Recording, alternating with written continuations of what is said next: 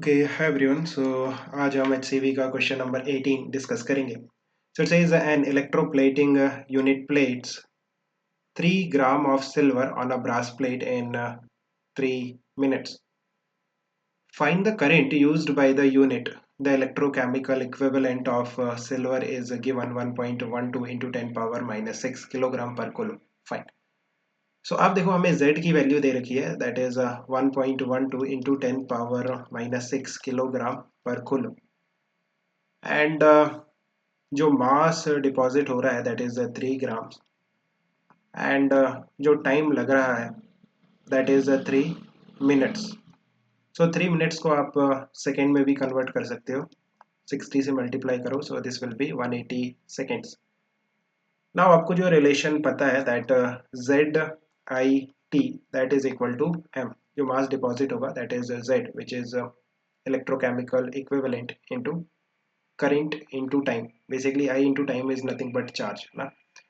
सो अगर आप इस रिलेशन को देखते हो देन यहाँ से आप इजीली करंट की वैल्यू फाइंड आउट कर सकते हो। What is the value of mass that is 3 gram. Let me put it.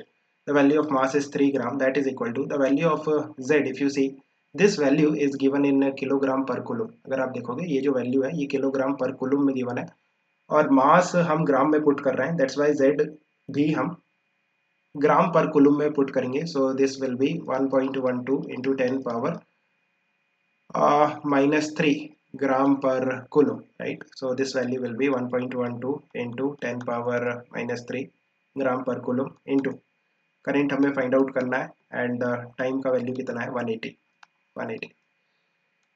So from here I that is equal to 3 divided by 1.12, ये जो 10 पावर माइनस 3 है ये ऊपर जाके 10 पावर 3 हो जाएगा इंटू 180।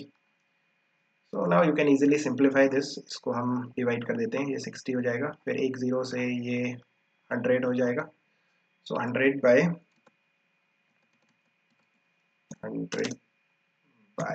6 divided by 1.12, 14.88 एम्पियर, और अगर आप इसको अप्रॉक्सीमेट करते हो then 15 ampere. Hope you have understood. Keep working out, best of luck.